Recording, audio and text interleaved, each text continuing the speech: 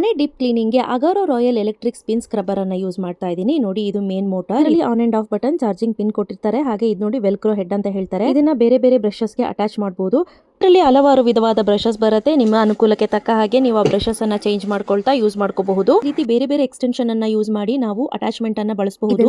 Bathroom tile, stone, table, marble, kitchen shelf ಎಲ್ಲದಕ್ಕೂ use ಮಾಡಬಹುದು. Time extension tube ಅನ್ನ machine ಜೊತೆ ಜಾಯಿನ್ ಮಾಡಿ ಅಟ್ಯಾಚ್ಮೆಂಟ್ ಮಾಡ್ಕೋಬಹುದು. ನೋಡಿ, ಆನ್ ಅಂಡ್ ಆಫ್ ಮಾಡಿ ಈ ರೀತಿ ಎಷ್ಟುದ್ದ ಬೇಕಷ್ಟುದ್ದ ಎಳ್ಕೊಂಡು ಇನ್ನೊಂದು ರಾಡ್ ಅನ್ನ ಫಿಕ್ಸ್ ಮಾಡಿ ಈಗ ಮೋಟಾರ್ ಜೊತೆ ಫಿಕ್ಸ್ ಮಾಡ್ತಾ ಇದ್ದೀನಿ. ಹಾಗೆ ಇದ್ರ ಜೊತೆ ಸಿ ಕೇಬಲ್ ಅನ್ನ ಕೊಟ್ಟಿರ್ತಾರೆ. ಚಾರ್ಜಿಂಗ್ ಮಾಡ್ಕೊಂಡ್ರೆ ಆರಾಮ್ಸೆ ನೀವು ಯೂಸ್ ಮಾಡ್ಕೋಬಹುದು. ಇದ್ರ ಜೊತೆ stick on hanger, warranty card ಕೂಡ ಕೊಟ್ಟಿದ್ದಾರೆ.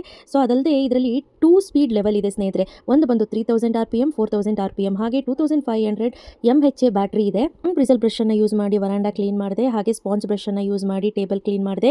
ಹಾಗೆ ಇಲ್ಲಿ ಪಾಯಿಂಟೆಡ್ ಬ್ರಷ್ ಅನ್ನ ಯೂಸ್ ಮಾಡಿ ಟ್ಯಾಪ್, ನಲ್ಲಿ, ಗೋಡೆ ಎಲ್ಲ ಕ್ಲೀನ್ ಆಗಿ ನೀಟಾಗಿ ಕ್ಲೀನ್ ಮಾಡ್ಕೋಬಹುದು.